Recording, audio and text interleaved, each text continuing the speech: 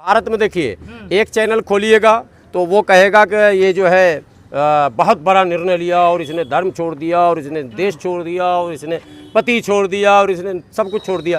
अरे भैया जब सब कुछ छोड़ दिया तो सचिन को पकड़े रहेगी, इसकी गारंटी तुमको कहाँ से मिल गई? जो सबको छोड़ सकता है वो सचिन को भी छोड़ सकता है। सचिन तो उसके सामने बकरी का बच्चा दिख रहा, वो जब खड़ी होती है तो उसके घुटने के बल वो आ जाता है बेचारा सचिन। ठीक है, वो तो एक मजी मजाई औरत है और उम्र भी गलत बता रही है। उसकी उम्र लगभग 35-40 साल है और वो उम्र बता रही 24 साल। सचिन भी खुश है बेचारा।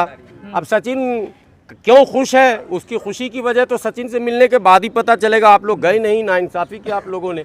जाते सचिन के पास, उसका तराजू पे एक बार वजन भी कीजिए सचिन का। वो जो औरत आई है सीमा, उसके बेटे के बराबर उसका वजन है और बेटे के बराबर ही हाइट भी है। अब इसमें वाहवाही कहाँ से है?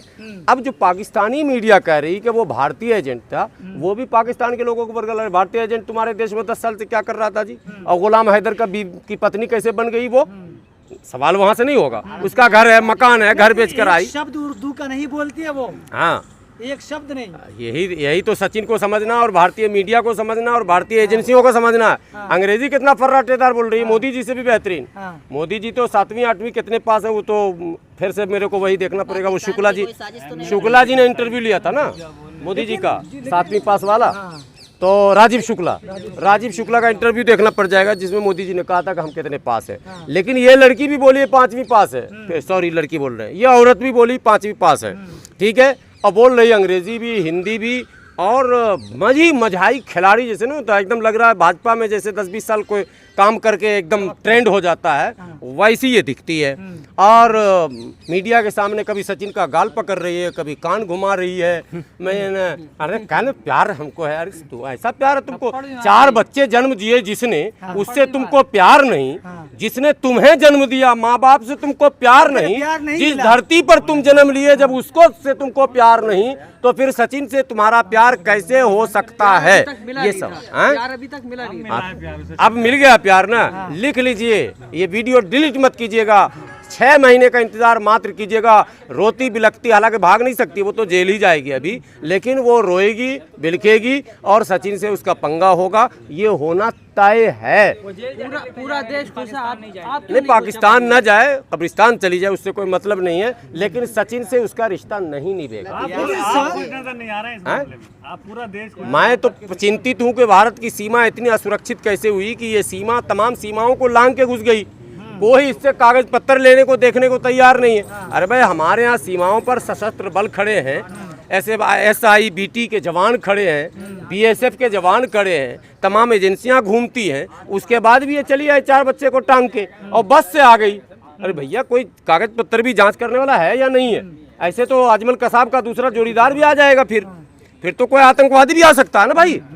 तो हमारी सीमाएं सुरक्षित क्यों नहीं है, ये गंभीर विषय है। हंसी मजाक में टाल रहे हैं। सचिन और सीमा की जोड़ी मजे है ना, और पाकिस्तान को कहीं का ना छोड़ी, ये क्या मतलब है? सर लव स्टोरी दिखाया जा रहा है, हालांकि जासूस की निगाह से देखा जाना चाहिए था। वहाँ पे इंटरनेशनल मीडिया लव स्टोरी दिखाया जा रहा है, चाहे वो पाकिस्तानी मीडिया या हिंदुस्तानी। हाँ, तो आप लोग हमारे इस वीडियो को सेव रखें। ये जो गोदी मीडिया कहिए, आप इंटरनेशनल मीडिया मत कहिए।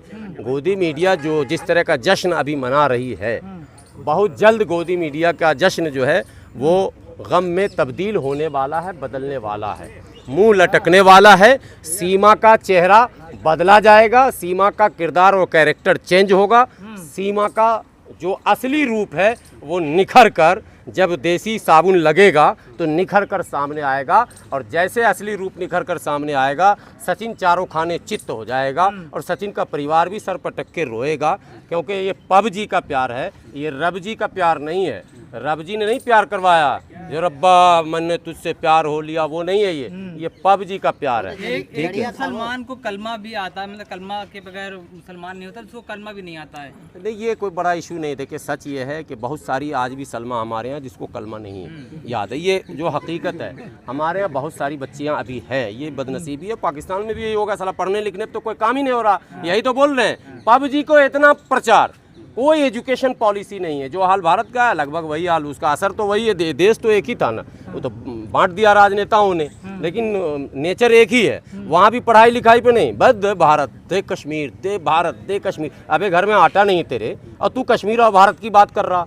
कोई पाकिस्तानी से पूछे, अबे मूर्ख तू अपने आप को दुनिया के नक्शे पर सही ढंग से स्टेबल तो कर ले, वो उस पर नहीं बात करेगा। तो शिक्षा में हमारे यहाँ अभी भी है मामला।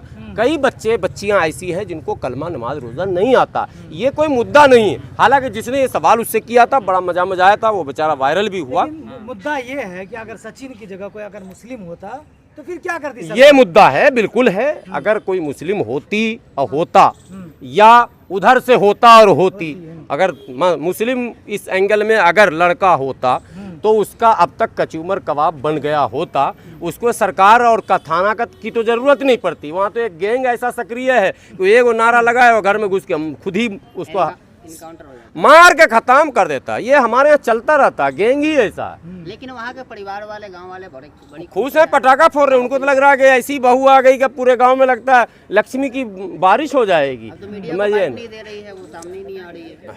अच्छा, अब बाइट नहीं दे रही है, इसका मतलब अब सरकार ने रोका है। वो जो स्टोरी था पूरा हो गया, कुछ नई स्टोरी आने वाली है। अगर स्टोरी कोई रुके तो आप समझ लेना कि कोई नई स्टोरी आने वाली है।